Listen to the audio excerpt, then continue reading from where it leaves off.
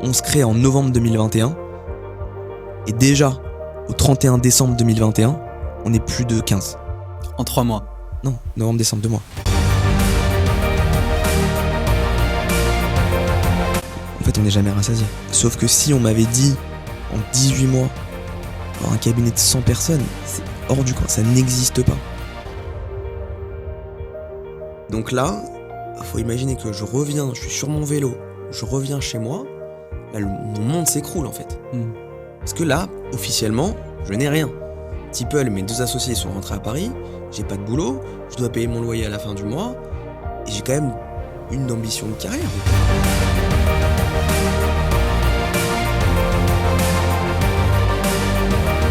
J'ai voulu un petit peu, tu vois, me différencier de la concurrence en interne chez Magima. Et c'est une boîte plutôt cool, tu vois. Moyenne d'âge 25 ans, 27 ans et tout, ils venaient habillés tranquillement, tu vois. Petite chemise, un t-shirt et tout. Moi, j'arrivais costard cravate. Alors Mickaël, bonjour. Hello Ethan. Je suis très content de te recevoir aujourd'hui pour le premier épisode de Born to Build. Donc l'objectif du podcast, c'est d'avoir le retour d'expérience des fondateurs des plus belles boîtes en B2B. Donc je suis très heureux de te recevoir et je vais te laisser te présenter pour commencer. Moi, je m'appelle Mickaël Finel, j'ai 33 ans. Je suis marié, j'ai une petite fille. Et aujourd'hui, je suis le cofondateur de Wold, un cabinet de conseil dans l'innovation digitale. Si je te vulgarise ça, c'est une centaine de talents passionnés du digital qui accompagnent les grandes entreprises françaises dans leur accélération et la création de leurs produits, Web 2, Web 3. Si on revient un peu en arrière, donc si tu veux peut-être nous expliquer déjà ton parcours académique, donc où tu grandis, où tu te formes, comment tu te fais tes armes entre guillemets au début. J'ai un parcours assez classique. Après le bac, je sais pas trop où je veux aller, je sais pas trop ce que je veux faire. À part sortir en boîte de nuit et voir mes potes. Donc je choisis comme mon cousin Germain, maths appliquée aux sciences sociales à la Sorbonne. Je fais 4 ans là-bas. Et je fais un stage en finance de marché à Londres, un stage en finance d'entreprise à Paris. Ça me plaît pas trop. C'est pas là où je sens que je m'éclate. Donc je souhaite rentrer en école de commerce. Et je passe 2 fois le concours de l'ESSEC. 2 fois, j'ai réussi l'écrit, mais je rate l'oral. Et je me dis, ok, il faut que je trouve En fait, il me manque une brique à mon parcours. J'ai besoin, tu vois, d'avoir des connaissances business plus approfondies en termes de marketing, de comptabilité, des choses que j'ai pas fait du tout. Et l'ESSEC pour moi était un bon tremplin pour ça. Bon, il s'avère que je le rate. Tu saurais me dire pourquoi tu le rates? C'est quoi? C'est t'allais trop en boîte? T'étais pas assez studieux? Tu sais un peu ce qui s'est passé? Je pense en effet que j'allais trop en boîte, que j'étais pas assez studieux. Et je pense qu'au fond, je voulais le faire pour le faire, mais j'avais pas une réelle motivation.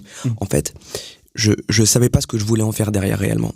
Et je pense que quand tu sais pas je pense que si j'avais un but précis, la création d'une chaîne de restaurants, tu vois, travailler dans l'innovation ou je ne sais quoi d'autre, je pense que je l'aurais eu parce que j'aurais eu une vraie raison d'être, tu vois, et une raison du pourquoi je le fais. Chose que j'avais pas du tout. Je voulais juste aussi peut-être faire l'ESSEC pour pouvoir sortir en boîte 2 années de plus. Et c'était tout. Et en gros, un de mes meilleurs amis, Jordan, qui est mon témoin de mariage, qui est aujourd'hui un grand entrepreneur dans le digital, m'appelle et me dit, écoute Mickaël, il était un petit peu dans la même situation que moi, sauf qu'il était meilleur à l'école que moi. Et il me dit, il crée un master à Tel Aviv. On est en 2015. 2014 ou 2015. Ce qu'il faut comprendre en 2014-2015, c'est que Tel Aviv, c'est la Startup Nation. C'est la terre de Mobileye, c'est la terre de Waze, c'est the place to be quand tu veux travailler dans l'innovation, dans l'entrepreneuriat. Et moi, c'est ce que je voulais un peu faire aussi quand je rejoins l'ESSEC. Et donc, je lui dis ok, on se lance, on y va. Et donc je pars quelque part pour faire ma vie là-bas et redémarrer de zéro. Avec donc mon meilleur ami, on part. Je fais 1 an et demi de master, justement donc dans cette école, donc dans ce startup MBA, une super formation très intense. Et donc en gros, j'ai appris la comptabilité, j'ai appris le marketing, j'ai appris la finance d'entreprise de manière un peu plus orientée start-up. Bref, j'ai appris plein de choses. Il y a pas mal de super intervenants qui sont venus pour nous expliquer un petit peu les best practices quand tu crées ta boîte. On a aussi visité pas mal de start-up. En 2015, Google en Israël et à Tel Aviv, c'est quasiment le plus gros site mondial. Enfin, c'est juste énorme. Et donc je fais ça pendant 1 an et demi, super intéressant. Et je continue à sortir aussi pas mal là-bas. À Tel Aviv, ce qu'il faut comprendre, c'est que tu sors tous les soirs. Il y a des bars, il y a des boîtes de nuit partout, tu sors tous les soirs. Sur des formats, tu vois, 21h, 23h, tu vas prendre un coup et tu rentres chez toi, quoi. C'est vraiment basique. Et un ami de Paris me dit, après quelques coups, écoute, j'ai une idée. Et un point important aussi en 2014-2015, c'est le bump de Tinder. Tinder est super connu à cette époque-là. Ça cartonne, les apps de dating, Happen, j'en passe des meilleurs, c'est vraiment... Mais le sujet, c'est qu'elles sont arrivées sur le marché en 2011, 2010. Bref, ça explose. Il me dit, écoute, j'ai une idée. Il n'y a pas d'application de dating liée aux boîtes de nuit. Et mon idée, c'est la suivante, c'est de dire... Il y a un fil directeur quand même des boîtes de nuit dans... Complètement. Jusqu'à 25 ans, je suis sorti depuis, je sais pas, 3 ans, mais 3-4 ans. Mais ouais. Et il me dit, écoute, on va créer une app où, quand t'arrives dans un lieu, tu peux te check-in, tu vois toutes les filles autour de toi, tu peux leur envoyer des verres virtuels, tu vois, et derrière, on va monétiser le truc pour vendre des CRM avec de la data au bar, pour que eux derrière ils puissent retargeter les gens qui sont venus dans leur bar. Bref. Sur le papier, c'est un beau projet. Mais comme toute bonne idée, l'important c'est l'exécution derrière. Bref. Parce que en fait, là où vous vouliez un peu disrupter le marché de ces apps de rencontre, c'était d'avoir un ancrage dans la vie réelle, c'est-à-dire c'est pas uniquement des profils, mais c'est en gros des gens qui vont dans les mêmes endroits, qui ont des centres d'intérêt communs, c'était ça le... Exactement. C'était l'idée de se dire... On avait déjà imaginé la pub, tu vois. La pub, c'est quelqu'un qui arrive en boîte de nuit, il repart. Alors, il a vu une fille qui lui plaisait bien, il repart, et il rentre chez lui, et boum, il a la notification de la... Il a pas osé la voir, il a pas osé la voir pendant la soirée. Exactement. Ok. Donc, franchement, je trouve que l'idée est plutôt cool. L'idée est plutôt cool. Et quand on réfléchit ça, je me dis, ok, dans 1 an, je suis milliardaire. On va lever des centaines de millions d'euros, tout le monde va être comme des fous de notre produit, mais on est au stade de l'idée. Pour l'instant, on n'a qu'une idée. Et donc, on prend des conseils à droite à gauche. Et ce qui est très drôle, mais on va y revenir, c'est que j'ai, pendant 1 an et demi, travaillé comment créer un produit de zéro, comment est-ce que tu vas t'adresser au marché, comment est-ce que tu vas aller atteindre ton go-to-market. Et quand je crée mon produit, je n'applique strictement rien. Parce que entre la théorie et la pratique, quand c'est ton projet, quand tu mets de l'affect, c'est beaucoup plus compliqué d'appliquer les choses parce que tu te dis, bah, c'est mon produit, forcément, si j'y ai réfléchi, c'est que ça va plaire aux gens. Moi, potentiellement, je me mets dans la peau de la personne qui va utiliser l'appli, je peux être un utilisateur final, je trouve ça super intelligent, tu vois. Alors qu'au final, c'était pas du tout la bonne stratégie à adopter. On y va en mode un peu foufou et on fait une grave erreur. Quand on me demande qu'est-ce que tu fais, plutôt que... Enfin, je réponds aux gens, je peux pas te dire. Mais je suis en train de sortir un truc de malade. Sauf que c'est l'erreur. La bonne stratégie, c'est justement d'aller voir des prospects potentiels, d'aller voir des utilisateurs potentiels en leur disant, écoute, j'ai cette idée-là, toi qui pourrais être utilisateur, qu'est-ce que t'en penses ? Quelle fonctionnalité t'aimerais avoir dans l'application ? Et c'est ça la bonne démarche à avoir quand tu crées un produit. Donc mon associé recherche sur Malte, qui s'appelait pas Malte à l'époque, tu sais, la plateforme de freelance. Ouais. Et on parle avec quelqu'un qui s'appelle Hugo. Et pour le coup, Hugo n'a jamais été en Israël de sa vie. Il est italien, ultra sympa. Et il se prend d'amour pour le projet. Et nous dit, ok, je viens à Tel Aviv, je vais dormir sur votre canapé, on va créer ce produit-là, on va être milliardaires ensemble. On sort le produit, Là, on est persuadé que ça y est, là, on va toucher on touche le Graal. On sort le produit, on fait une soirée de lancement, donc dans une boîte de nuit là-bas. On a environ une 30aine. On rentre chez nous, 4-5 heures du matin. Si on a une 20aine de téléchargements, c'est le bout du monde. Ok ? Et en fait, on se rend compte que les gens qui téléchargent l'application, malgré le fait que, pour le coup, elle s'appelait Tipple l'appli, T-I-2-P-L-E, ça veut dire picoler en anglais. Ça veut dire picoler ? Picoler en anglais, ouais. Okay. On avait une genre de baseline, tu vois, qui vraiment orientait notre produit, quoi. On disait que c'était une app de dating. Les gars téléchargeaient l'appli, et quand on leur disait alors, qu'est-ce que t'en as pensé, ils nous répondaient, mais en fait, ça sert à quoi ? Ils comprenaient toujours pas à quoi ça servait. Bref. Donc, au final, il se passe 1 mois et demi, 2 mois, et on se rend compte qu'on a une 100aine de téléchargements, que les téléchargements qu'on a, c'est des gens qu'on a braqués dans la rue en leur disant « Hey, télécharge mon app !» C'est gratuit. C'est gratuit. Personne n'y revient. Ça commence à puer, tu vois. Et là, je commence vraiment à me dire « Ok, ça va être compliqué. » T'avais encore des cours à côté ou t'étais vraiment en mode full-time sur Tipple ? Alors, j'avais pas de cours à côté, mais en parallèle de ça, j'avais besoin de trouver un taf qui me permettait juste de gagner ma vie, quoi. Un travail alimentaire. Grave erreur. Enfin, grave erreur sur le papier. Et donc, pourquoi grave erreur ? Parce que pour moi, l'engagement quand tu crées ta boîte est trop important, en fait. Tu peux pas... Enfin, tu vois, pour moi, c'est inhérent à ce qui est nécessaire pour avoir une bonne association, tu vois. Pour moi, pour avoir une bonne association, il doit y avoir un engagement total des associés. Tu peux pas te dire... Enfin, moi, quelqu'un qui me dit, je monte une boîte avec quelqu'un, mais à côté de ça, il fait autre chose, je dis, ça marchera jamais. Parce que toi, en gros, tu bossais du lundi au vendredi et tu faisais quoi, soirée, week-end sur l'app Alors, je bossais entre 9h et 17h pour une grande SS2I française qui s'appelle Kerus. Et en fait, j'avais besoin d'un travail à ce moment-là qui était alimentaire, c'est-à-dire qui allait pas me prendre trop de temps et que le soir, je puisse, tu vois, fermer mon ordinateur pour travailler sur Tipple. Et donc, j'ai trouvé ce boulot-là. Le boulot était de prendre des rendez-vous pour les commerciaux en France. D'accord ? Donc en fait, je faisais du cold calling toute la journée, où j'allais appeler les décideurs des grandes entreprises françaises, tu vois, en leur disant, ok, je travaille pour Kerus, on fait ça, est-ce que vous seriez intéressé à l'idée qu'on prenne un rendez-vous ? Alors bien sûr, il y avait des techniques commerciales associées, mais en gros, c'était l'idée, quoi. Et pour moi, c'était un boulot, mais alimentaire, de call center. Je me suis bien pris au jeu.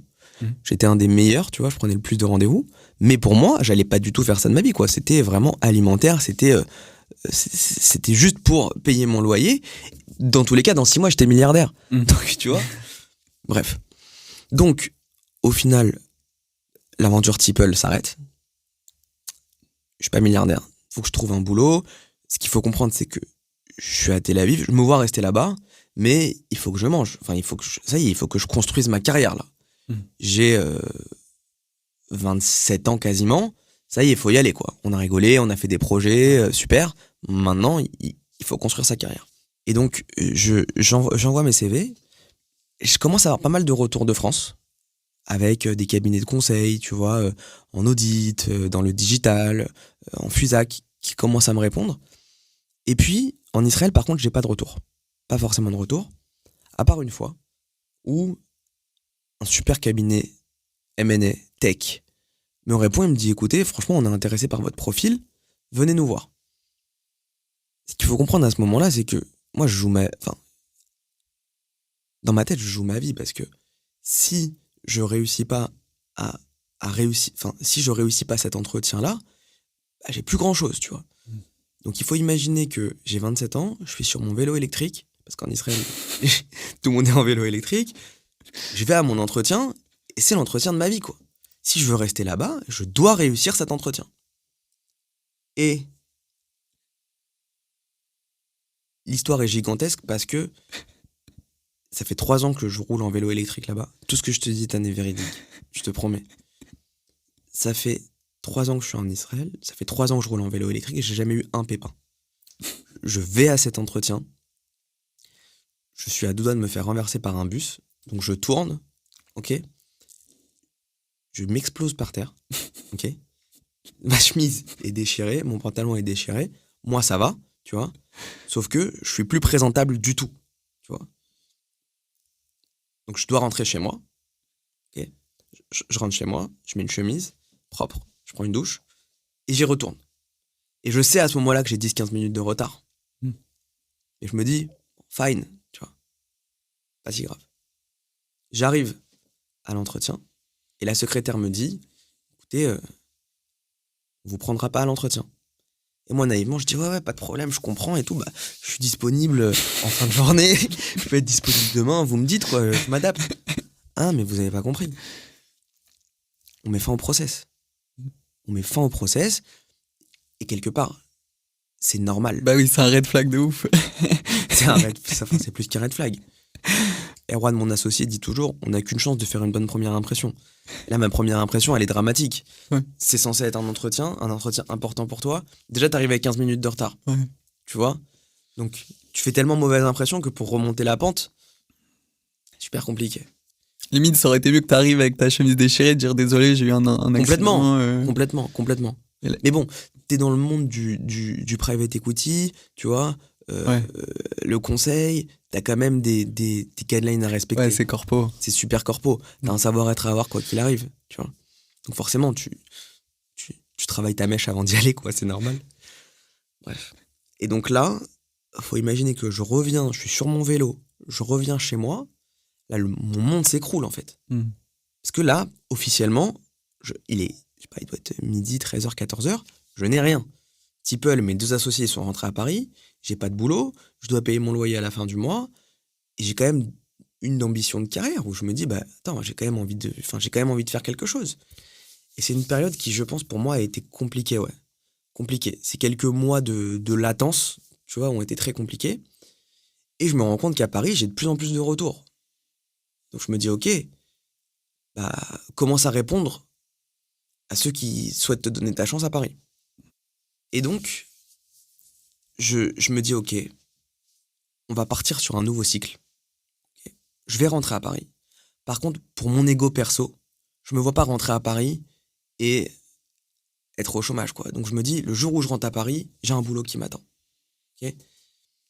Même par rapport à ta famille, tu vas pas rentrer, leur dire, je suis là... Mon père, il a participé à ma vie en boîte de nuit. À Tel Aviv, je peux pas le dire, papa, je rentre à Paris, une main devant, une main derrière, tout ce que t'as fait, on capitalise sur rien. Ouais, donc t'es obligé tu dis je rentre, mais il faut que j'ai quelque chose en arrivant, quoi. Ah ouais, je rentre à Paris, on est en juin 2017, je rentre à Paris, il faut que je bosse, quoi. Et j'avais vu une offre de business manager. Business manager dans un cabinet de conseil dans le digital. Je me dis, ok, Mika, ça touche au digital, conseil, business. C'est un mix un peu de tout ce que t'as fait au final, tu vois. Digital avec l'application, business avec ton expérience en call center. Bon, ça peut le faire, tu vois. Et quand j'arrive à l'entretien, je me rends compte, donc la personne me dit, écoute, voilà, bienvenue, etc. Franchement, les locaux sont super. La boîte s'appelle Ingima, cabinet de conseil dans le 2e, 80 personnes, accompagnement dans le digital. C'est vraiment une SS2I. Et on me dit, bah voilà, on est super intéressés. SS2I, peut-être juste, parce que tout à l'heure, tu nous as dit que Kerus, tu bossais en Israël chez Kerus, qui a une SS2I. Ouais. Tu peux peut-être définir rapidement pour ceux qui ne sauraient pas ce que c'est une SS2I. Bien sûr. Une SS2I, aujourd'hui, ça s'appelle une ESN, les entreprises de services du numérique. SS2I, c'est les sociétés de services en informatique et en ingénierie. En gros, c'est les cabinets de conseil qui vont détacher des consultants informatiques, IT, chez les clients. Grosso modo, tu vois. Donc, il va y avoir ça, il va y avoir aussi la création de projets digitaux, mais en gros, voilà, c'est des sociétés de conseil pour faire du conseil en informatique. Je sais pas si je l'ai bien défini ou pas. C'est très clair. Ok. Et donc, en gros, on me dit, bah voilà, on t'attend sur le poste de commercial. Et moi, en fait, dans ma tête, commercial, c'est tellement connoté. 65 ans, bedonnant, chemise marron, cravate jaune, cigarette au bec. Je peux pas, en fait, me dire que je vais être commercial, tu vois. Mais c'est totalement erroné comme réflexion, c'est trop nul. Mais dans ma tête, je me dis, t'as fait quand même une bonne école, tu peux faire du conseil, t'as fait des stages en M&A et tout. Enfin, pour moi, la noblesse du métier à 27 ans, il est pas d'être commercial en porte-à-porte, mais il est plus de travailler dans une tour à la Défense, avoir ta chemise café coton, tes 2 téléphones, tu vois, aller manger à la cantine. Pour moi, c'est ça. Faire des after-work. Faire des after-work avec des planches, tu vois. Pour moi, c'est ça. Mais franchement, j'ai un bon feeling pour cette boîte. Et je me dis, ok, franchement, de tous les entretiens que je passe, de toutes les opportunités que j'ai, c'est celle-là qui me parle le plus. Donc, ravale ta fierté. Et vraiment, j'ai un conseil à donner à ceux qui nous écoutent, s'il y a encore des gens qui nous écoutent. J'espère que oui. Quand vous rentrez dans une industrie, quelle qu'elle soit, mettez-vous des œillères. En tout cas, moi, c'est ce que je me suis fait. C'est ce que je me suis appliqué à faire, tu vois. Je me suis mis des œillères et je me suis dit, ok, je rentre dans ce monde du conseil en digital. Mon but, quoi qu'il advienne, c'est de devenir référent dans mon métier.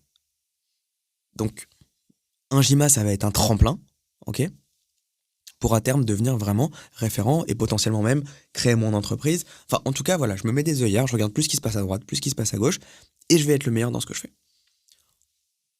D'ailleurs, très drôle. J'ai tout de suite voulu un petit peu, tu vois, me différencier de la concurrence en interne chez Ingima. Et c'est une boîte plutôt cool, tu vois. Il y avait des chercheurs, moyenne d'âge 25 ans, 27 ans et tout. Ils venaient habillés tranquillement, tu vois. Petite chemise, un t-shirt et tout. Moi, j'arrivais costard-cravate. Mais tu vois, comme si... je m'étais dit, je veux, tu vois, apporter de la réflexion à mon métier, la biffer le moine forcément, etc. Et il me disait, il fait 35 degrés, on est au mois de juillet, enlève ta cravate, tu vois. Bref. Après, je l'ai enlevé au bout de 3-4 mois. Mais donc, je débute dans ce métier, c'est vraiment, je débute en bas de l'échelle. J'ai 27 ans, je suis à 28K de fixe. Ouais. Je suis encore chez mes parents, heureusement. C'est super bas. Mais je me dis, ok, tu ravales ta fierté. Potentiellement, j'aurais pu travailler en fonds d'investissement à 60-70K. Mais je me dis, ok, 28K, c'est pas grave. Tu vas apprendre le métier. Et pour le coup, je m'éclate dans ce que je fais.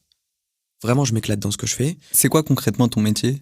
Mon métier, concrètement, c'est de prendre des rendez-vous, de faire en gros du business développement pour ma boîte, derrière, de récupérer les besoins de mes clients et de leur proposer des profils associés à leurs besoins.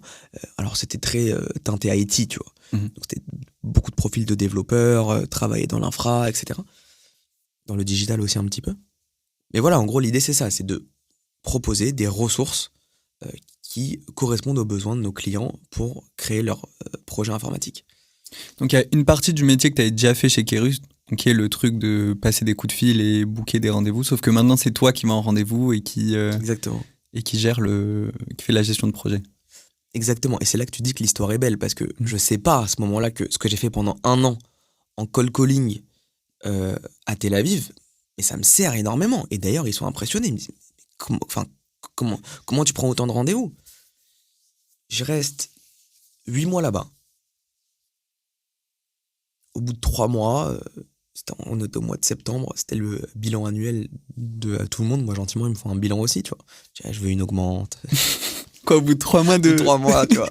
Mais pour le coup, j'avais bien bossé. J'ouvre Accor Hôtel, avec qui ils bossaient pas du tout. Je commence une relation avec Deezer. Franchement, plutôt cool, quoi. T'es un bon sales. Franchement, bon sales et besogneux. Énormément de travail. Franchement, je m'arrête pas, quoi. Je me dis, je veux vraiment devenir le meilleur. Et je me découvre être une éponge. Vraiment. Tout ce qu'on me dit, j'essaye de l'imprimer tout de suite. J'essaye de prendre les réflexes des gens qui sont autour de moi. Tu vois ? Vraiment, vraiment, je me découvre être une éponge. Et je me découvre aussi une passion. Je me dis, ok, ce métier est exceptionnel. Il y a de l'humain. J'ai des super relations avec les consultants. J'ai des super relations avec mon équipe en interne. Je commence à avoir des super relations avec mes clients. Franchement, je fais un super boulot. Alors, c'est dur, parce que j'ai pas de voiture à l'époque. Ils mettent pas à dispo une voiture, tu vois. Donc, je dois prendre le métro. Je vais à Nanterre chez EDF. Tout naïf en pensant qu'on va commencer à travailler avec eux, alors que ceux qui connaissent le métier comprennent qu'il y a des référencements, il y a des process, il y a les achats. Non, moi j'y vais, je vais chez EDF à Nanterre via le tramway 4, et quand j'arrive là-bas 3 fois sur 4, je me fais planter par la personne avec qui j'ai rendez-vous. Mais bizarrement, ça me choque pas plus que ça, tu vois. Et c'est pour ça que moi je dis toujours aux équipes, que t'aies des quick wins ou des quick lose dans le métier, quand on fait une affaire au bureau, quand on gagne un nouveau marché, moi ce que je dis toujours c'est qu'on peut être euphorique mais pendant 2 heures. Et après, on reprend nos tâches du quotidien. Pareil, tu vois. Quand on était sûr de gagner un marché, on était à 2 doigts de signer, au final, on signe pas, tu peux être déçu, bien sûr. Mais 2 heures après, ça y est, il faut rebondir, tu vois. Et c'est super important parce qu'on fait un métier, mais on va y revenir bien sûr, tu vois, où la part de chance, un petit peu sur les 5-7 derniers pourcents du deal, est très importante. Ou en tout cas d'alignement des planètes. Donc je travaille là-bas pendant 8 mois, je me passionne pour le métier. Ils t'augmentent ou pas au final après 3 mois? Ouais, ils m'ont donné 1 000 € par an, je crois. En plus? En plus. Oh, C'est à 80 € brut par mois, quelque chose comme ça. Pas mal. Et donc, je commence à mapper un petit peu qui sont les têtes de pont de ce métier. Ok. Parmi ces têtes de pont, il y a David Layani, il y a Simon Azoulay, il y a Vincent Klingbeil. Donc David Layani, c'est OnePoint. OnePoint, Simon Azoulay d'Alten. Et Vincent Klingbeil. En tout cas, c'est ceux que j'identifie, auxquels je me raccroche un petit peu. En me disant que bien sûr, il y a 6 mondes entre ce que j'aspire à devenir et ce qu'ils ont réussi à créer, mais je me dis, c'est super réussite. C'est des mecs que j'estime être ultra smart, qui me parlent en fait dans leur discours, dans ce qu'ils véhiculent, ça me parle. Et 8 mois plus tard, donc je suis encore chez Ingima, et Mendel, un de mes meilleurs amis, m'appelle et me dit, écoute, tu m'as parlé à plusieurs reprises de Vincent Klingbeil d'Ametix. Il y a quelqu'un que je connais bien, qui s'appelle Lionel, qui est actuellement chez Ametix. Rencontre-le. Je dis ok, super. Je suis à une poignée de main de Vincent. Donc je rencontre Lionel, qui aujourd'hui est un super ami, et qui me met en relation avec Vincent. Et à mon humble niveau, quand ne serait-ce que dans ma boîte mail, j'ai un mail de Vincent déjà, je me dis, pas mal. En 8 mois dans le métier, cool, tu vois. Et donc il me propose un déjeuner, 3 jours plus tard, ou 4 jours plus tard, dans un sushi à Levallois, sur une grande place. Je m'en rappellerai toute ma vie, je pense. Et je me dis, ok, j'ai 3 jours. Je dois tout connaître sur lui. Et ça, je pense que c'est super important. Quand t'as un rendez-vous avec quelqu'un... Oh, tu rigoles. Tu l'as stalké, genre, t'as regardé son parcours. Il était choqué. Je lui ai sorti des vidéos de lui il y a 10 ans. Je lui ai dit, dans cette vidéo, tu disais ça. Le mec, il m'a regardé, il m'a dit, ah ouais, t'es un ovni. Non, mais t'as pas compris. Non, peut-être, mais pose-moi une question sur toi, je te réponds, vas-y. Demande-moi ton groupe sanguin. Ah, mais franchement, j'étais chaud. J'étais super chaud. Je voulais vraiment rentrer là-bas. Et en fait, aujourd'hui, je me rends compte que si j'ai quelqu'un qui vient me voir, après, je pense que j'ai pas assez créé dans ma vie pour que quelqu'un puisse venir me voir en me disant ça, mais si quelqu'un vient me voir et me dit ce que t'as fait. J'ai bossé sur ton parcours. Tu vas rentrer chez Wall. Je faisais quoi en 2014? J'étais habillé le 7 juin. Et donc, je le vois, ça devait être un déjeuner, au final, on reste ensemble jusqu'à 16h. Il me dit, écoute, la personne qui est à côté de moi, assis à côté de moi au bureau part, viens, je te mets à côté de moi et je vais te propulser. Et là, je me dis, waouh, incroyable. Donc, je quitte Ingima. Ils veulent pas me retenir plus que ça. Bizarrement. Mais franchement, ils m'ont énormément appris et je leur en suis grandement reconnaissant. Et je rejoins Vincent 3 mois plus tard. 3 mois où je bosse énormément, où j'ai vraiment envie de rentrer. D'ailleurs, avant même de rentrer là-bas, via mon réseau, j'arrive à faire en sorte que Ametix soit référencé chez Radio France. Donc déjà, j'arrive premier jour avec un référencement Radio France. Et c'est toi qui leur dis? C'est moi qui leur dis. Et je viens pendant ma période de transition chez Ingima et on répond au référencement. Dingue. Donc déjà cool, tu vois. Et en fait, Vincent fait partie. Mais je pense que tout le monde, même toi, Ethan, pose-toi la question. Dans ta vie, t'as quel âge là, 25, 26? 25, je vais faire 25. 26, ouais. T'as forcément 2-3 personnes qui ont changé ta vie. C'est sûr. Des personnes que t'as rencontrées qui ont changé ta vie. Vincent a changé ma vie. Fait partie des gens qui ont changé ma vie. Aussi bien qu'aujourd'hui, tu sais, moi j'ai une vraie théorie là-dessus. Moi j'ai beaucoup de comment te dire, je suis extrêmement reconnaissant avec ceux qui travaillent dans les grandes entreprises aujourd'hui et qui font appel aux petits cabinets, entre guillemets, ou aux cabinets qui viennent de se créer. Et ces gens-là ne se rendent pas compte à quel point ils changent la vie des gens, tu vois. Je pense à Kevin de chez Edenred. Quand on a créé Wold, Edenred aujourd'hui qui est un de nos plus gros clients, Kevin nous a fait confiance. Et Kevin, merci. Parce qu'en fait, si ces décideurs-là ne font pas appel ou ne donnent pas leur chance à des cabinets qui se créent, bah en fait, c'est toujours les plus gros qui fonctionnent. Et en fait, les plus gros, ils sont pas challengés, ils se remettent pas en question, et les nouveaux acteurs peuvent pas arriver, tu vois. Mais ça, pour moi, c'est vraiment important. Donc vraiment, tous ceux qui nous écoutent, s'il y en a encore, je rigole. Il y en a. Envoyez un texto à vos 2-3 personnes qui ont changé votre vie, à la fois qui ont changé votre vie au quotidien parce qu'ils ont travaillé avec vous et pour le coup, ça a été super générateur d'expérience pour vous, mais aussi à vos clients, à vos premiers clients. Envoyez-leur un message. Dites-leur franchement, merci. Sans toi, je serais pas où je suis aujourd'hui. Bref. Donc là, effectivement, t'es reconnaissant que Vincent t'ait tendu la main, etc. Ouais. Mais je pense qu'il a senti aussi que t'étais pas, t'arrivais pas préparé. Bien sûr.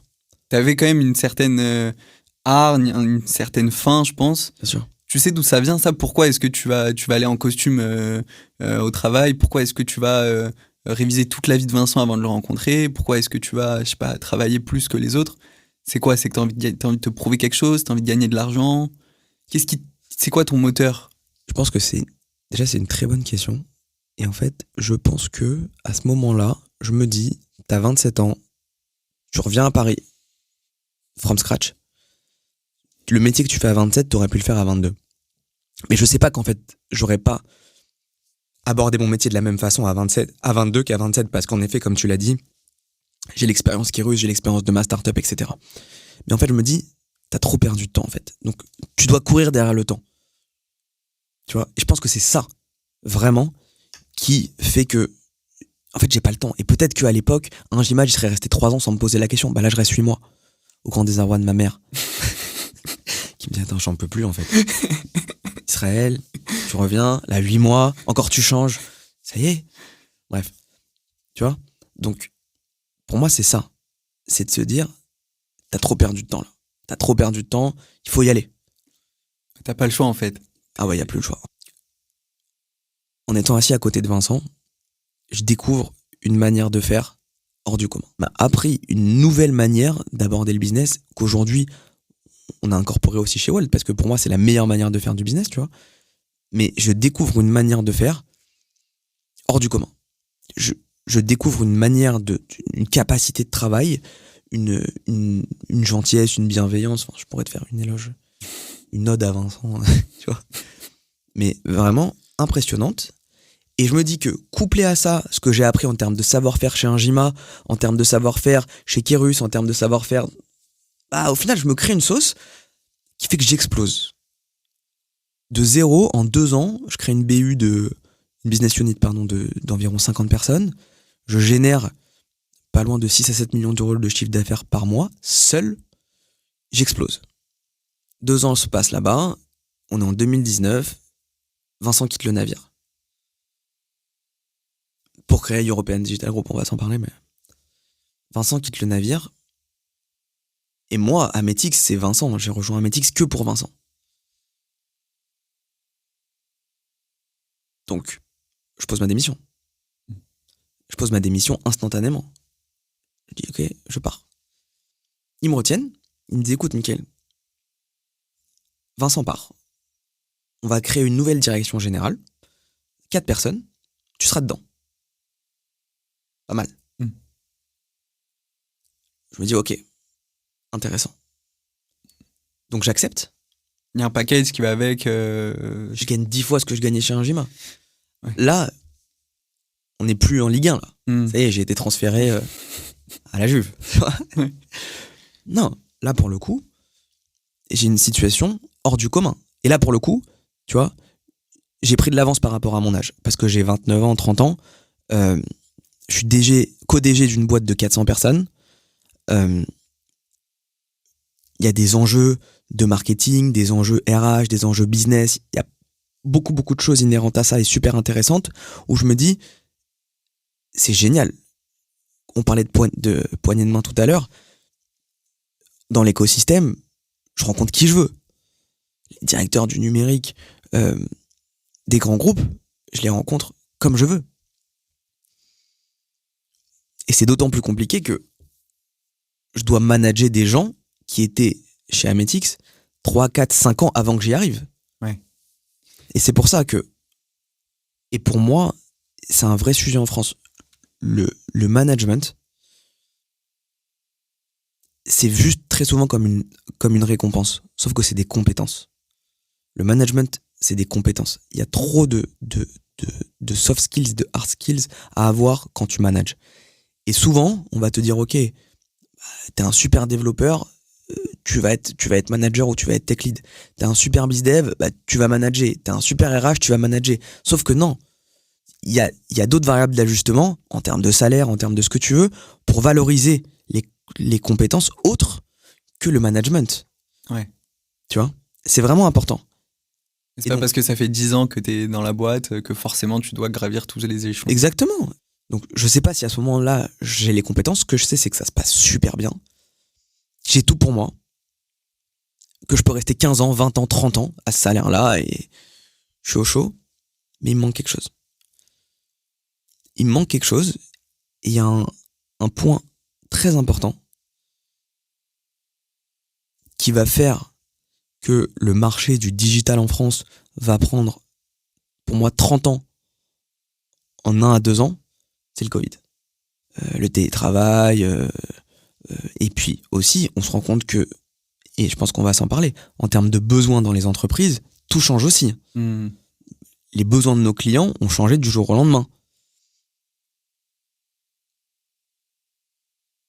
Donc, Covid, donc on est après le Covid et je me dis, et j'en parle à ma femme, et je dis, écoute, il y a quelque chose à faire. Je veux proposer mon offre, je veux créer ma boîte. Ça y est. Et alors j'aime pas ce mot, j'aime pas cette tournure de phrase là, mais crise égale opportunité. Bien sûr, c'est dramatique avec tout ce qui s'est passé, etc. Mais en termes de proposition de valeur, forcément, quand tu te crées post-crise, t'as pas tout le legacy, tout l'historique qu'il faut faire switcher dans ta boîte, pardon, pour coller avec les besoins du marché. Donc, je quitte Ametix en me disant, je vais me créer avec mon schéma de valeur, avec ma proposition de valeur, avec le truc qui me représente le plus. Je sais pas où, quand, comment, avec qui, mais je vais le faire. Et je commence à rencontrer des gens dans l'écosystème, une personne, 2 personnes. Tu pars de chez Ametix ? Je pars de chez Ametix, je sais pas ce que je vais faire. Ok. Enfin, je sais que je vais créer ma boîte, je sais que j'ai pas envie de le faire seul, mais je sais pas avec qui je vais le faire, comment va s'appeler l'entreprise, qu'est-ce qu'on va faire, je sais pas. Mais je sais que je vais y aller, et je sais que pour le coup, tu vois, j'ai 3 ans d'expérience dans le métier, 4 ans d'expérience dans le métier. C'est quand même jeune. Donc, en termes de confiance en moi, je me dis, ok, en effet, t'avais pris un peu de retard, mais là, tu recommences à... Enfin, c'est... devenir entrepreneur à 30 ans en France ou 31 ans, c'est jeune, tu vois, donc... Et tu pars parce que quoi, tu sens que cette offre que toi t'as envie de développer, qui serait plus appropriée aux nouvelles demandes du marché, ou plus appropriée à ta manière de bosser, tu sens que chez Ametix, ils te laissent pas faire ce que tu veux, tu te sens bridé ? En fait,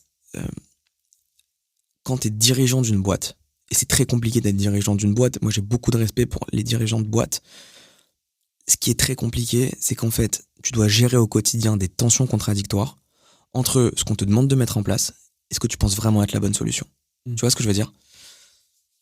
Et très souvent chez Ametix, je prenais des décisions qui étaient pas forcément en adéquation avec ce que j'estimais être la meilleure solution, mais au-dessus de l'institution.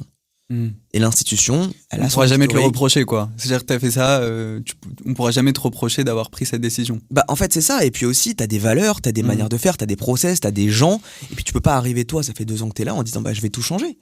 C'est pas possible. Donc au final, tu vois, pour moi, c'est ça le plus dur à gérer. Et ça a créé en moi une petite frustration, ouais. De me dire, j'ai aussi envie de quelque part, de porter mon offre, de faire mes erreurs, quitte à après, potentiellement, je me tromperais. C'est pas grave. Mais au moins que je puisse aller au bout de mes choix. Donc ouais, je trouve que ces injonctions contradictoires pour les dirigeants de boîte, moi, j'ai vraiment, vraiment beaucoup de respect pour eux. C'est pas facile. Après, bien sûr, quand t'es entrepreneur, il y a aussi des grosses problématiques. J'ai beaucoup de respect pour les entrepreneurs. Entrepreneur, tu sautes et après tu mets le maillot, quoi. C'est très compliqué. Entrepreneur, tu mises tout, quoi. T'as tout. Et potentiellement, si tu plantes, quand je crée Wold, si je plante, derrière, c'est l'engrenage. Ils vont pas te reprendre, Ametix, ils vont pas te reprendre. C'est fini, tu vois. Même si tu retapes à la porte, ils vont dire. Bref. Et donc, je sais pas avec qui je vais le faire. Je sais pas pourquoi je vais le faire. Enfin, si, je sais pourquoi le faire, mais je sais pas avec qui je vais le faire. Et donc, je rencontre des gens. Et ce qu'il faut savoir, c'est que on est 4 à co-diriger à co-diriger Ametix à l'époque. Et dans ces 4, il y a Erwan Hero. Erwan Hero, qui est un ancien de chez Brains, entreprise qu'Ametix avait racheté juste avant le départ de Vincent. Donc, il est directeur général de Brains. Il a ramené 90% du business de Brains. En gros, Erwan, c'est Brains. Et pour le coup, tu vois, donc, ça se passe très bien quand on co-dirige la boîte ensemble, mais j'ai pas forcément des gros atomes crochus avec lui. On s'entend bien, ça se passe bien, mais c'est pas un super pote, tu vois. Et donc, comme je te disais, je rencontre des gens de l'écosystème lorsque je pars. Et un jour, j'appelle Erwan. Je lui dis, comment ça va, quoi de neuf et tout. Il me dit, écoute, j'ai quitté Ametix. Je dis, incroyable et tout, mais tu vas faire quoi? Il me dit, je sais pas. J'ai quitté Ametix. Je dis, viens, on prend un café. On prend un café, on se donne rendez-vous le matin à 10h, au Sablon à Neuilly. J'ai tué en Dupont. Et au final, ce café devient un déjeuner, qui devient un goûter, qui devient un after work. Il est 19h et on se tape dans la main, on se dit, ok, on se crée ensemble. Mais c'est un pari énorme, en fait. Parce que on sait qu'on va créer une boîte, mais alors oui, on a bossé ensemble, mais on se connaît pas tant que ça. Erwan, c'est un grand golfeur. Dans ma tête, je me dis, mais attends, qui te dit qu'elle va passer ses journées au golf? Moi, j'adore partir en vacances. Je me dis, ouais, mais qui me dit qu'il va pas partir en vacances toutes les 2 semaines? Donc, franchement, il peut y avoir des a priori un peu négatifs, l'un sur l'autre, mais à la fois, on a tellement une envie forte de créer un business ensemble, et on a tellement une vision du marché qui est cohérente, on a tellement les mêmes... En fait, on part des mêmes postulats. On dit, ok, on veut créer une boîte qui nous ressemble, avec un schéma de valeurs. Quand on crée Wold, on réfléchit d'abord nos valeurs. Et je pense que c'est très important quand tu crées un business, d'avant tout réfléchir tes valeurs. Les valeurs, c'est pas bullshit. Les valeurs, c'est super important et ça doit rentrer dans les process de ta boîte. Donc, à la fin de cette journée-là, quelque part, nos valeurs, elles sont définies. C'est l'audace, c'est l'excellence et c'est l'entraide. L'audace parce que on est des gens qui sommes audacieux, tu vois. On prend des risques.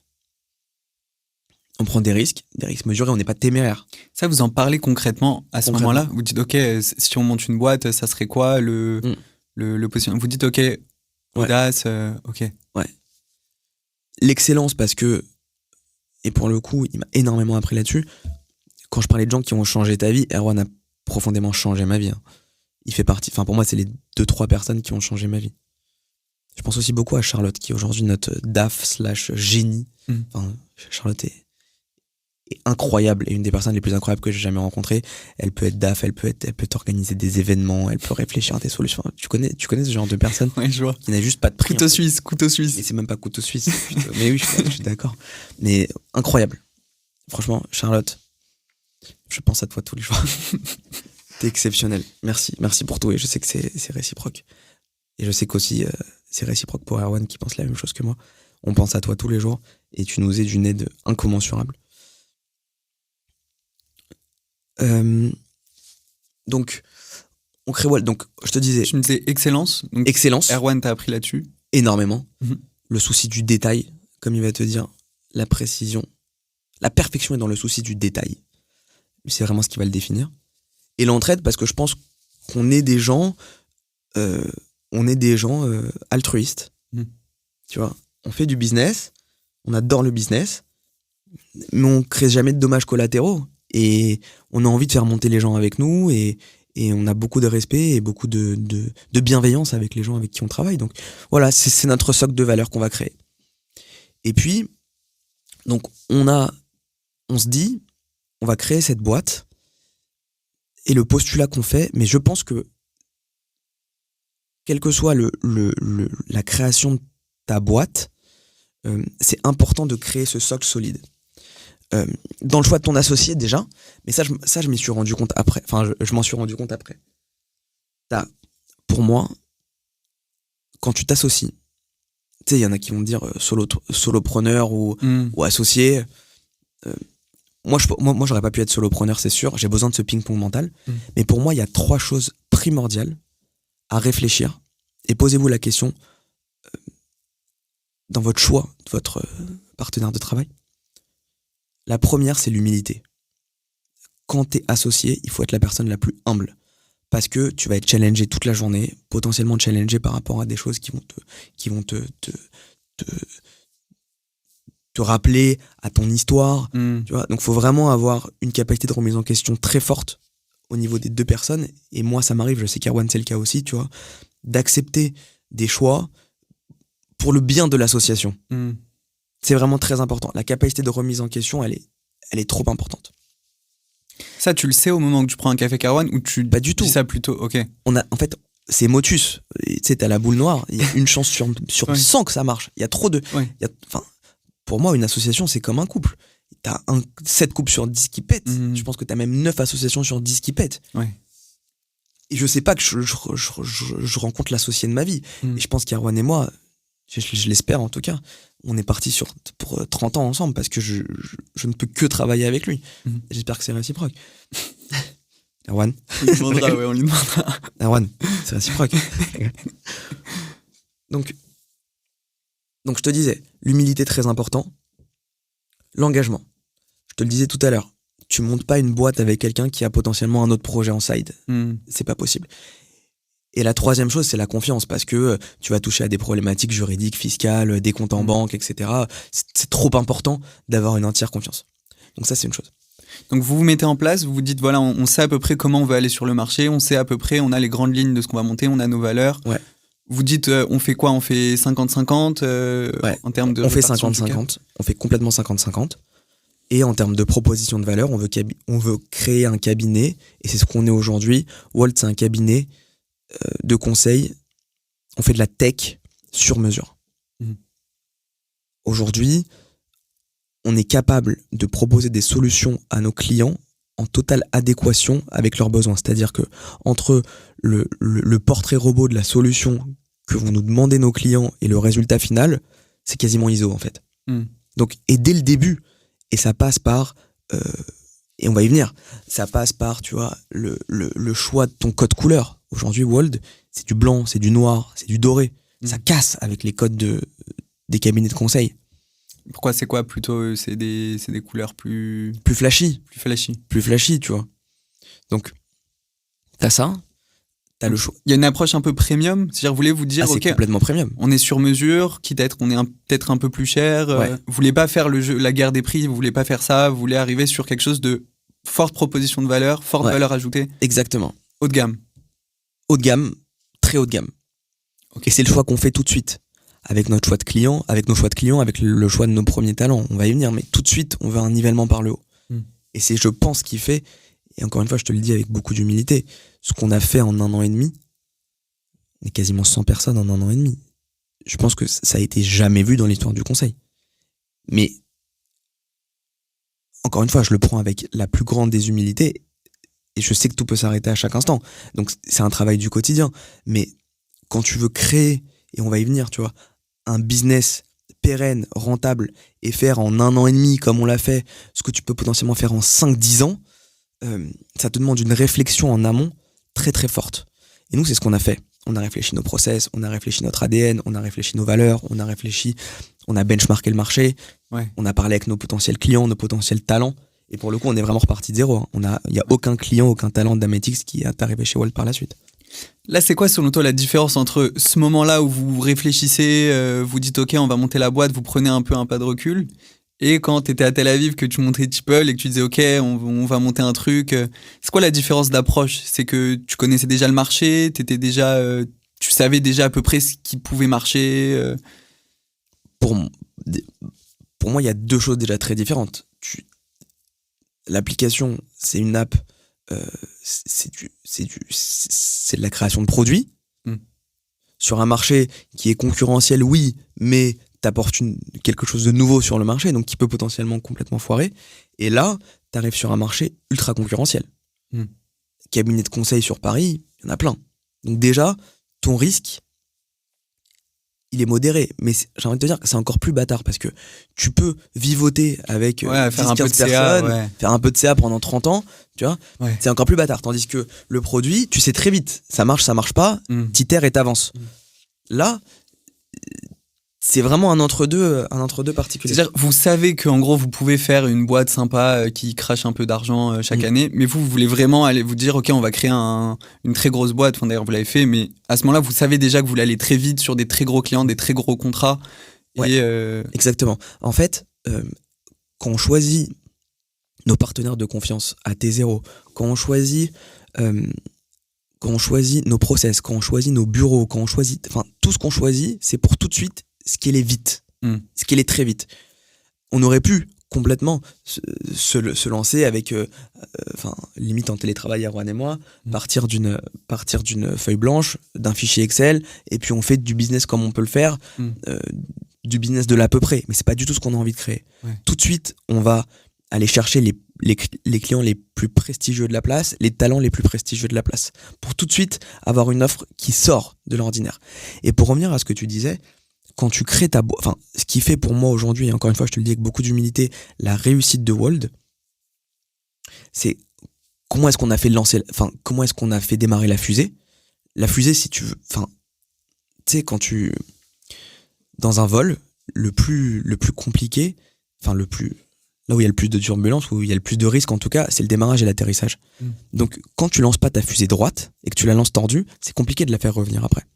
Donc, on a tout de suite voulu, et ça passe en effet par des choix stratégiques, Charlotte à l'administratif, comme je te le disais, on a une signature, enfin on a tout un panel de solutions digitalisées qu'on peut offrir à nos talents. On a réfléchi à la Wold Academy à T0, un institut de formation qui va permettre à nos talents de se former 7/7, 24/24. Pour une boîte qui vient de se créer, de proposer ce genre de choses, c'est hors du commun. Et donc, il y a ça, il y a cette manière de créer tout un socle solide tout de suite, sur lequel tu pourras capitaliser dans l'avenir. Il y a, on va y venir, EDG, European Digital Group. Pour le coup, on a créé les statuts de la boîte. J'ai Vincent qui m'appelle en me disant...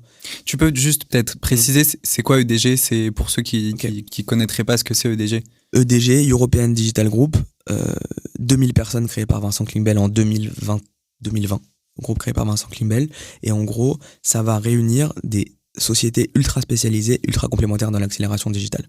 Donc tu vas avoir une société qui va faire du SIA, une société qui va faire de la cybersécu, et pour le coup c'est que des têtes de pont à chaque fois. C'est vraiment que des experts dans leur domaine, c'est quasiment les meilleurs sur chacun des marchés, et bah nous on porte l'offre conseil du groupe. Donc tout de suite aussi, pouvoir proposer cet écosystème-là, donc pour la petite histoire, Vincent m'appelle et me dit, écoute Mickaël, où est-ce que ça en est? À l'époque c'était Bold, c'était pas Wold. D'ailleurs Bold égale audace par rapport aux valeurs dont je te parlais tout à l'heure. Il me dit ça en est où Bold? Et je lui dis écoute voilà on va se monter, on a les statuts, on a l'argent sur le compte et tout. Il me dit écoute on veut en être. Là je mute, je vais aller. Et je dis ah ouais et tout, moi je sais pas si je m'intéressais et tout. Il me dit écoute voilà on veut en être, on veut prendre 30 points de la boîte, truc. On va vous faire une offre. Je suis choqué, j'appelle Erwan, je lui dis t'es assis ou pas? Notre vie va changer. On a une boîte qui est valorisée 2,5 millions from scratch sur un PowerPoint. Mais c'est là où tu te dis que l'histoire est écrite, parce que si je rencontre pas Vincent, si avant je fais pas Kéru, tu vois. Bref. Donc EDG rentre et ça participe aussi à la réussite de Wold EDG. C'est une évidence. Déjà, pour tout de suite avoir la crédibilité de nos clients, la crédibilité de nos talents, de leur dire vous allez pouvoir être dans un écosystème où il y a plein de boîtes autour de vous, où vous allez pouvoir participer à des conférences, participer à des événements, pouvoir échanger avec les entreprises du groupe. C'est pas deux mecs qui montent une boîte. Exactement. Ouais. Donc, donc Vincent t'appelle, te dit on veut en être. Et qu'est-ce qu'il te propose de t'apporter, vu que vous avez une connaissance du business, vous avez pas forcément besoin d'argent, vu que c'est une entreprise. On a 100 000 euros, hein. On met 50 000, sans Vincent. Ok. On est un peu short quand même. Hein. Mais ouais. Parce que vous avez des besoins en cash, parce que normalement, quand on fait du conseil, on vend du cerveau, tu vois, du temps de cerveau. Vous avez quand même envie de... On vend des solutions. Vous avez quand même envie pourquoi vous avez besoin d'argent, en fait, concrètement? En fait, ce qu'il faut comprendre, c'est que on fait un métier de banque aussi, parce que nos clients nous payent à 30, 45, 60 jours, et nos salariés, on les paye à la fin du mois. Donc en fait, ton besoin en fonds de roulement, il est quotidien. Et si tu veux commencer par, je te parlais de fusée tout à l'heure, lancer ta fusée droite, tu dois tout de suite sélectionner les meilleurs talents sur le marché, donc ça coûte cher, les meilleures missions sur le marché, pour avoir un nivellement par le haut. Ouais. Parce qu'en fait, quand tu commences tout de suite avec des super talents, des super missions, le premier talent que tu vas détacher en mission, il va rester 2 ans. Au final, il sortira de mission. Et pour trouver une solution de backup pour ce besoin-là, il te faut un autre talent qui lui aussi doit être d'une grande qualité parce qu'il doit subvenir aux besoins du client. Et le super talent qui a été pendant 2 ans en mission, il faut lui trouver un autre environnement qui lui aussi doit être génial. Donc en fait, c'est un cercle vertueux. Et donc pour ça, Vincent nous dit ok, on met l'argent. Derrière, c'est Montefiore Investment, donc un des plus beaux fonds français aujourd'hui. Ouais, donc, il t'amène aussi de la crédibilité dont tu as besoin quand tu vas aller voir, quand tu vas aller toquer chez des grandes boîtes. Il m'amène de la crédibilité et en fait, selon les personnes à qui j'ai affaire, j'ai 2 casquettes à sortir. La casquette start-up, cycle de décision très court, ou la casquette grand groupe. Vous inquiétez pas, grand groupe, Montefiore, etc. Donc en fait, j'ai ces 2 casquettes-là qui sont très intéressantes et je pense que le mix des 2 a fait la réussite de Wold. Et pour revenir sur ce que je te disais, le 3e point qui est très important, c'est gagner la guerre des talents. Aujourd'hui, tu as 100 000 postes ouverts sur le digital à Paris. On tape sur 500, 600 000, 700 000 dans les prochaines années. Si tu gagnes pas cette guerre des talents, t'es mort en fait. Et donc, c'est comprendre leurs attentes, comprendre que c'est des gens qui ont besoin, tu vois, d'avoir du télétravail, que c'est des gens qui ont besoin de donner du sens à ce qu'ils font, c'est des gens qui ont besoin d'avoir un respect vie pro, vie perso, c'est des gens qui ont besoin de travailler dans des coworking, par exemple, parce qu'ils ont besoin de voir du monde au quotidien, ils ont besoin d'avoir du télétravail, c'est une grande variable d'ajustement, tu vois. Par rapport à ça, je sais pas si tu te souviens, j'avais assisté à un de vos événements avec tes consultants, je sais pas, ça devait être l'année dernière. Donc je les avais jamais vus et je savais pas trop, tu vois, ce que vous faisiez chez Wold. Et je sais pas si tu te souviens, mais à la fin, je t'avais dit, enfin moi j'avais passé une bonne soirée, je t'ai dit, mais en fait ils sont sympas, genre j'ai pu parler avec eux. Bien sûr. On était loin, tu vois, du cliché des ingénieurs qui sont hyper techos, qui comprennent, qui sont pas hyper sociables et tout. On avait vraiment quand tu dis talent, c'est aussi des gens qui étaient, tu vois, qui avaient des soft skills. Et moi, je me sens que ça m'avait marqué, mais je te l'avais dit d'ailleurs, je t'ai dit, ouais, franchement, ils sont marrants. Franchement, complètement. Nous, on part du principe que les gens qu'on recrute, ça pourrait, en dehors du boulot, être nos potes. C'est des gens qui donnent envie, c'est des gens qui te parlent, tu vois. Et en effet, pour moi, aujourd'hui, Wold est pionnier sur le Web3. On est le cabinet Web3 aujourd'hui en France. Et en termes de recrutement, un des usages les plus pertinents pour moi autour du Web3, c'est ça en fait. C'est pouvoir tester les soft skills des candidats. Imagine une expérience immersive où tu pourrais mettre une dizaine de candidats dans un monde virtuel pour organiser des jeux ludiques, pour savoir qui se comporte de quelle façon. En fait, la barrière à l'entrée des soft skills, tu la grilles. Aujourd'hui, il y a 70% des CDI en France qui vont pas au bout de la première année. Donc alors que les hard skills, forcément, c'est le CV. C'est factuel. Vérifiable, ouais, c'est vérifiable. Les soft skills, alors, t'as des tests pour ça. Je sais pas si tu connais le test du café. Moi, je le fais pas, mais je sais qu'il y a des gens qui le font, ou le test de la chaise. Le test du café, c'est, ok, tu vas venir, je te propose une tasse de café, on fait l'entretien, et derrière, je vais voir si est-ce que la tasse de café, tu la ramènes à la cuisine ou pas. Ouais. Je suis d'accord. C'est un peu naze. C'est un peu naze. Je suis d'accord. Mais encore une fois, Le test de la chaise, c'est si je la remets. si tu la remets, exactement. Non, c'est dur. Mais tu vois, en fait, il y a des gens pour qui ça va être très important. Le savoir-être, il y a des gens pour qui ça va être très important. Donc ouais, nous, c'est quelque chose, on fait super attention à ça. Super attention à ça.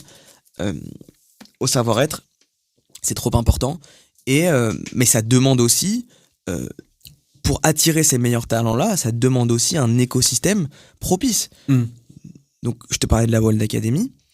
Juste si tu veux, vous partez avec EDG Erwan. Ouais.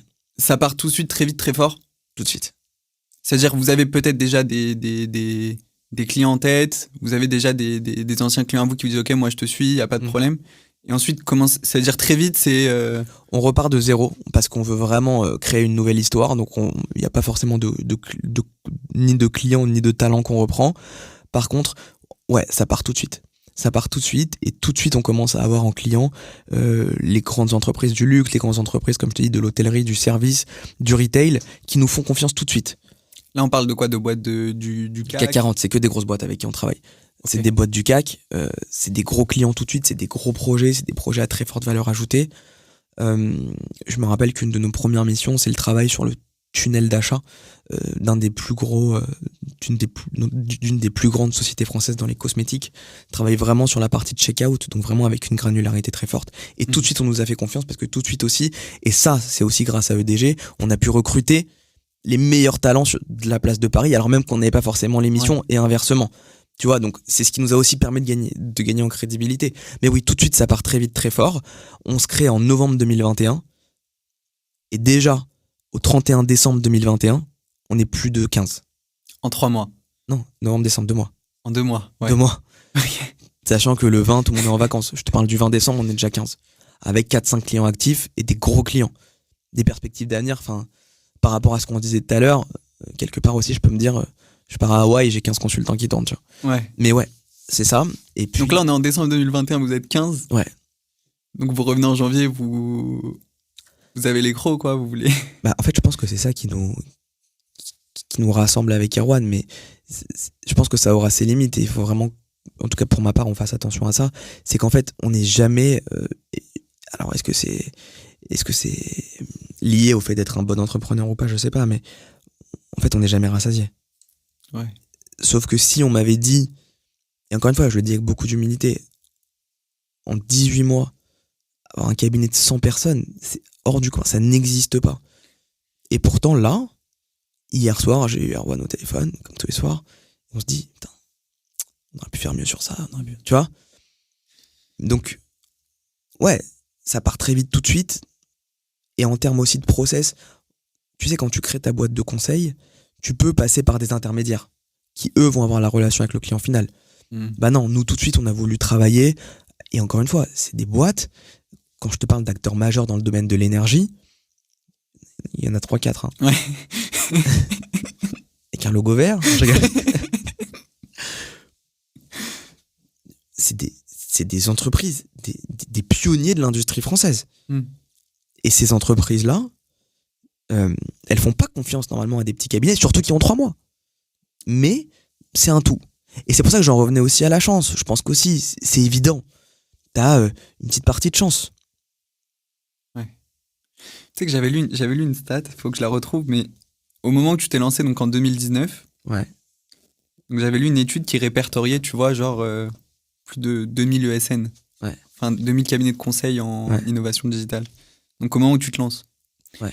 Comment toi, en 2-3 mois déjà, vous commencez à taper des gros clients? C'est quoi c'est quoi la différence? Comment vous arrivez de mecs qui arrivent, ok, ils ont EDG derrière, mais en termes de valeur ajoutée? Pourquoi quand ils décrochent leur pourquoi ils décrochent leur téléphone? Surtout, pourquoi ils signent les contrats à la fin avec vous et pas avec une des 2000 autres ESN qu'il y a déjà sur le marché? Moi, je regarde pas les concurrents. Enfin, j'ai regardé. À l'époque, je regarde pas. Parce que on a une telle relation de confiance avec nos clients et avec nos talents que on sait qu'on est sur la bonne voie. Alors c'est toujours important. On est sur une profondeur de marché qui est hors du commun. Tu vois, aujourd'hui on parle d'IA, on parle de Web3. Il y a 5 ans, je te parlais de Web3. Et aujourd'hui, la tech avance tellement vite que on est sur une profondeur de marché qui est incroyable. Aujourd'hui, on est 100, on fait 12 millions d'euros de chiffre d'affaires. En 18 mois. En 18 mois. En une année glissante. Depuis la création de Wold, on a fait 4 la première année, donc on doit être à 16, tu vois. Ouais. D'ailleurs, tu peux appeler Erwan, il peut te dire à la virgule près combien est-ce qu'on a fait de chiffre d'affaires en jour, tous les jours pairs depuis 2021. Mais tu vois, la profondeur de marché, elle est incroyable. Donc, et encore une fois, je te le dis de manière humble, Wold, à court terme, à moyen terme, on sera 1000 personnes. On sera 1000 personnes, on atteindra le 100 millions d'euros de chiffre d'affaires. Mais en fait, la vraie question à se poser selon moi, c'est comment tu gardes un très haut niveau de service. Comment tu recrutes les bonnes personnes en interne pour continuer à délivrer autant de valeur et à avoir cet aspect aussi sur mesure pour tes clients. Et moi, pour moi, la clé de la réussite, elle est là. Tu vois ? Après...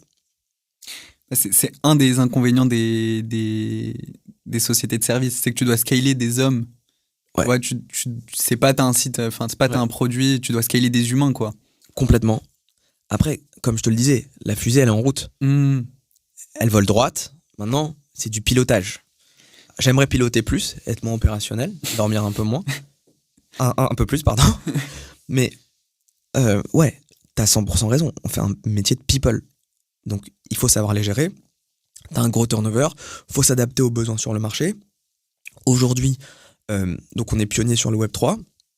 Sur le Web3, t'as BCG et Wold sur le marché aujourd'hui. Quand tu vois, et on pourra s'en parler, ce qu'on a fait pour Lacoste, ce qu'on va faire pour un grand groupe de luxe bientôt, et on pourra s'en parler avec grand plaisir, on est en place. Est-ce que demain on sera en place ? Je sais pas, ça va demander beaucoup de travail, de veille et de rester collé au marché et aux besoins de nos clients. Ce qui est sûr, c'est que la chance qu'on a eue, c'est qu'on a été Web3 native, on a été IA native, on a été société Zoom native. On n'a pas eu ces shifts à faire. Ouais. Mais pour le coup, quand on parle de Web3, les enjeux qu'il y aura par rapport au Web3, pour les marques, c'est incroyable. Les enjeux autour de l'IA qu'il va y avoir pour les marques et pour les hommes. Enfin, aujourd'hui, l'IA, pour moi, ChatGPT, c'est le nouveau Google, en fait. Il y a des enjeux business énormes avec l'IA. Quand tu sais le temps que tu peux gagner pour les fonctions support de ton entreprise, pour faire en sorte, non pas de remplacer l'humain, mais d'apporter, de leur prendre de leur temps chronophage aux tâches répétitives pour leur faire d'autres choses. Quand tu prends un directeur de la com qui va passer 40% de sa semaine à faire des PowerPoint, si tu vas lui dire aujourd'hui tu as ChatGPT Premium qui te permet de créer tes PowerPoint de manière automatisée, mais ça va te permettre d'avoir plus de temps pour aller à des conférences, rencontrer plus de personnes, faire d'autres choses dans l'entreprise. Être plus productif. Être plus productif. Ouais. Ça va permettre aux entreprises de gagner en compétitivité. Aujourd'hui, les entreprises françaises ont besoin de gagner en compétitivité. Et sur quoi vous les accompagnez ? C'est-à-dire, si vous avez, par exemple, que ce soit dans le Web3 ou dans l'IA, mais peut-être, je pense, on peut s'arrêter déjà sur le Web3. Avec plaisir. Parce que tu vois, moi qui suis pas proche des grands groupes, l'image que j'ai du Web3, c'était quelque chose qui était hype. Tu vois, il y a un an, avec toute la bulle qu'on a connue, des NFT, etc. Mais ensuite, en termes d'applications business, je trouve que les applications business qui sortent du lot aujourd'hui, elles sont rares. Il y a Sorare, justement. Il y a Sorare qui sort du lot. C'est quoi Est-ce que vous avez encore beaucoup de demandes de vos clients sur le Web3 ? Et c'est quoi, en fait, les sujets sur lesquels vous allez les aider ? Il y a un point qui est déjà très important à poser en base, c'est que les budgets inno, tu sais, jusqu'à la crise qui est arrivée, enfin, la crise qu'on subit en ce moment avec l'augmentation des taux d'intérêt, etc., l'argent était quasiment gratuit et en fait, il y avait une euphorie d'investissement. Et donc, en gros, ils investissaient sur des budgets inno pour de la fame et de la hype, comme tu dis. Les grands groupes ? Les grands groupes. Par exemple ? Ils faisaient quoi ? Ils développaient des... Par exemple, ils vont dire, OK, cette idée, elle peut être potentiellement intéressante. OK, je mets un ticket d'1 million d'euros sur la table et puis voyons ce que ça va faire. Ouais. Là, ils vont te dire, je veux un ROI court terme, quantifiable. Business, opérationnel, organisationnel, tu vois, par rapport à l'environnement. Donc déjà, il y a une sélection naturelle des projets, pour commencer. Pour moi, un des plus beaux projets, et c'est pas parce que Waldy a participé, mais vraiment je le pense, Web3 aujourd'hui en France, c'est le projet Underwater de Lacoste. Tu vois ce que c'est ou pas? Pas du tout. Ok. Tu regarderas. C'est incroyable, mais en fait c'est incroyable à tous les niveaux. En gros, ils ont commencé par sortir un drop de collection NFT. En gros, un drop NFT. Donc, c'est des crocodiles, super designés, super jolis. Et selon le crocodile que t'auras, eh ben, t'auras accès à des événements. T'auras accès à des choses que d'autres en fait n'ont pas accès. Ouais. Donc en gros, typiquement, si t'as tel NFT, t'auras accès à la veste Djokovic, tu sais, qui est sponsorisé par Lacoste par exemple. Il y a eu la sortie du e-store, enfin du store sur les Champs-Élysées, du store Lacoste. Le -1 était à un moment dédié aux personnes détenteurs de tel NFT. Il y a la loge de Roland Garros, Lacoste, qui a été dédiée pour les personnes qui avaient tel NFT. Ouais. Donc en fait, ça te permet de créer un sentiment d'appartenance à la marque et de développer ta communauté qui est juste incroyable. En fait, c'est un programme de fidélité, mais... Exactement, mais incroyable. Tu vas aussi pouvoir réfléchir avec eux la collection de demain. En plus d'avoir accès à du merch physique parce que t'as tel NFT. Et la next step potentielle, c'est de développer des NFT évolutifs. Donc en gros, qui vont encore plus coller à qui tu es. Typiquement, t'as un NFT, il se rend compte sur le Discord, donc c'est le réseau social associé au Web3, que sur les sujets design, tu réponds beaucoup, tu participes beaucoup. En fait, ton NFT graphiquement va évoluer. Et en fait, tu vas pouvoir participer à des réunions pour réfléchir le futur de la marque en termes de design. Ouais. Donc pour la marque, c'est intéressant parce qu'ils ont un feedback de leurs utilisateurs, de leurs consommateurs les plus hardcore, on va dire. Ouais.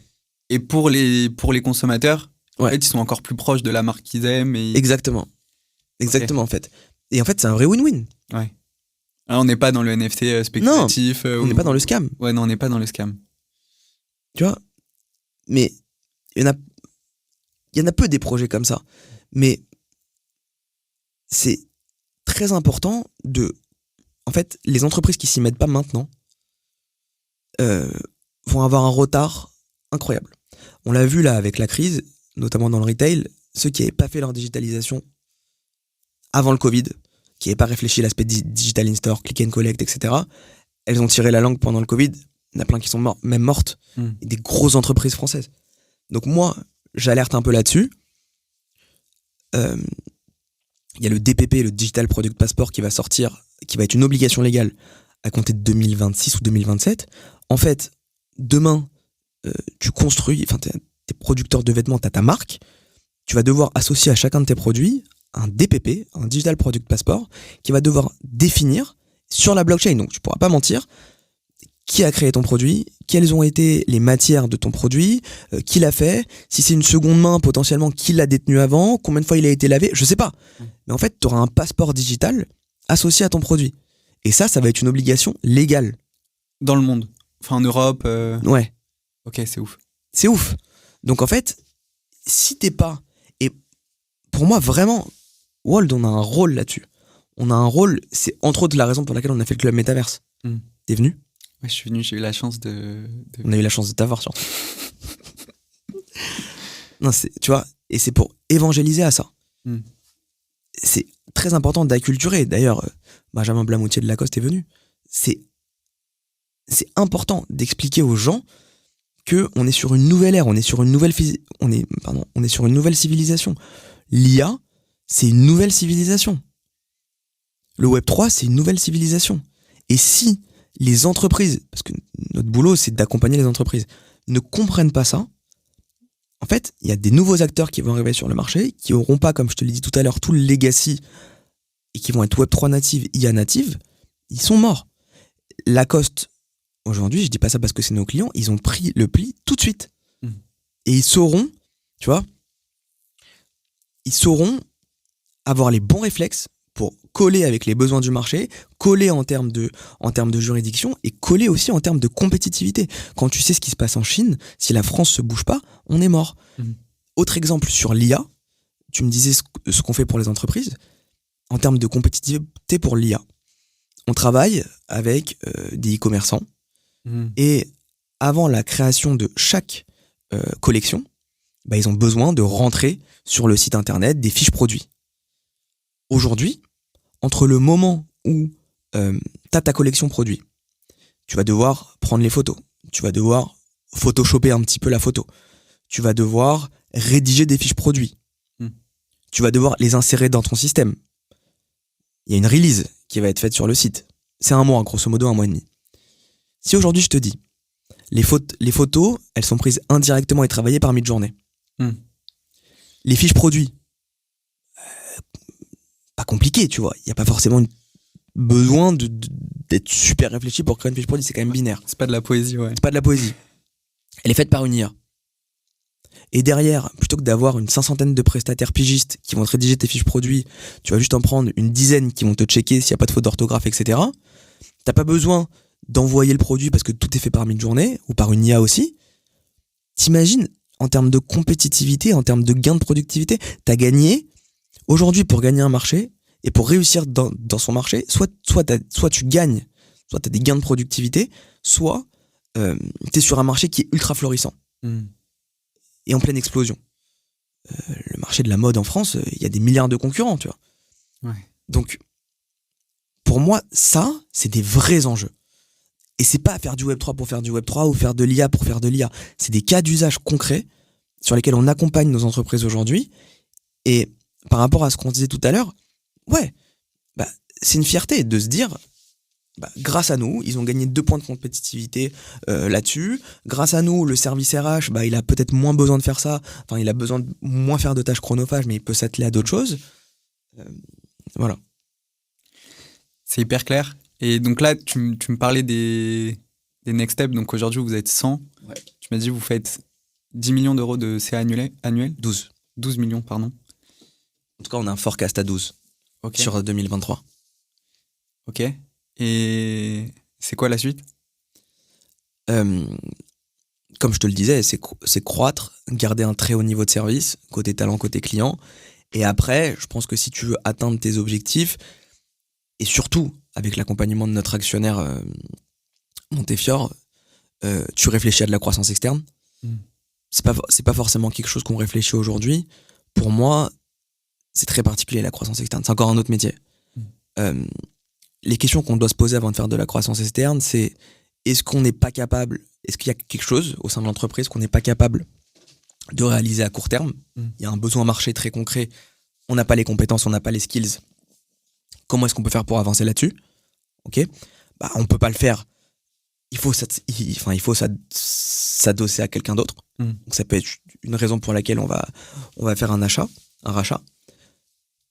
Le deuxième point, pour moi super important aussi, c'est tes valeurs fondamentales. On en parlait tout à l'heure. Ouais. Est-ce que la boîte que je regarde a les mêmes valeurs fondamentales que moi ? Et la troisième chose, est-ce que l'offre groupée en fait ne va pas dévoyer mon offre globale et est-ce que je vais garder en lisibilité sur le marché ? Tu vois ? T'es une boîte qui fait de l'IA, tu rachètes une boîte qui fait du référencement naturel, raconter l'histoire c'est pas facile. Par contre, tu fais une boîte spécialisée dans le produit et tu vas regarder une entreprise qui fait du design d'application, ce genre de choses, ok, il y a une cohérence.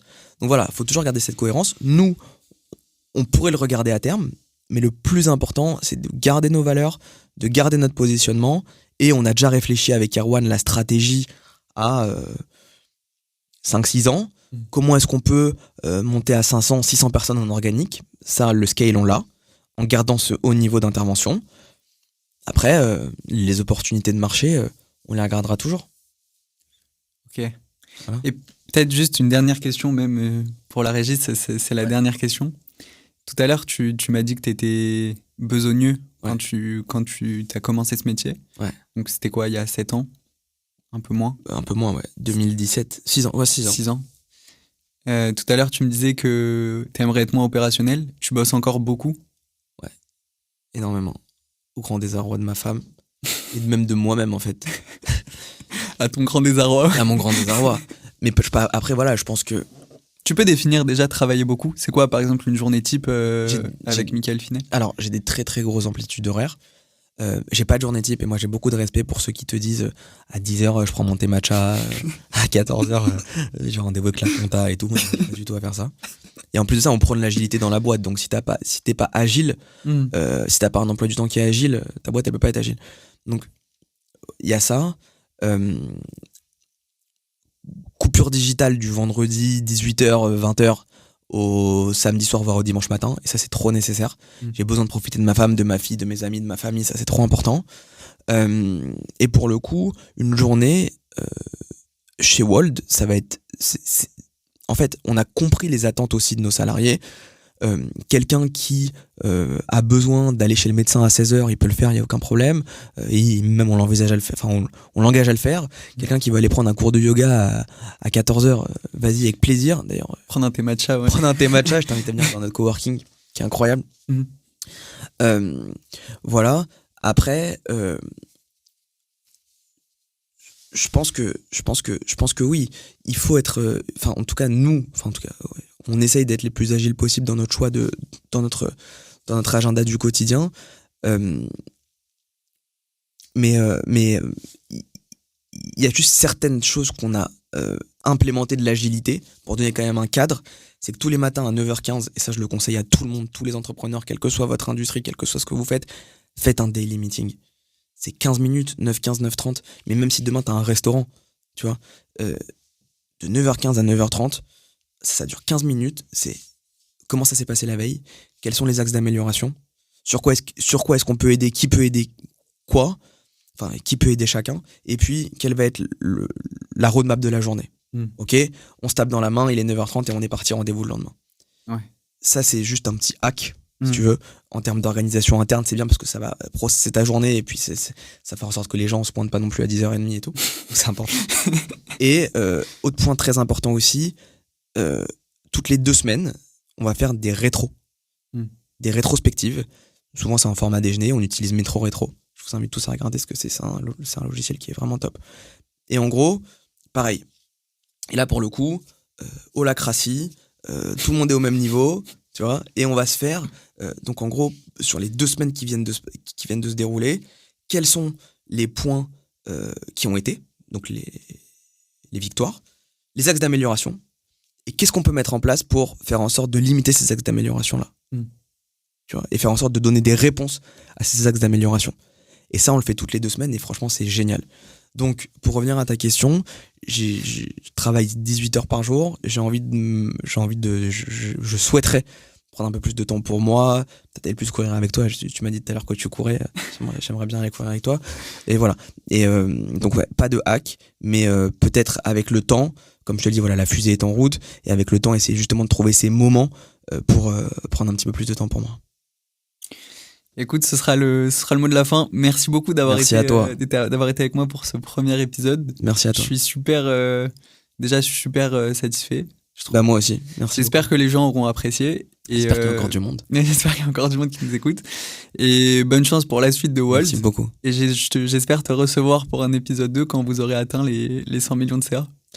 En 2024. On fait ça en 2024. Alors, avec grand plaisir. Merci pour toi, en tout cas, merci pour l'accueil. Merci pour ta bienveillance. Et puis, je crois beaucoup en ce je connaissais pas le format. Mais franchement, bravo. C'était top. Et puis, je te remercie infiniment. Merci à toi, Mickaël. À bientôt. À plus. Bye bye.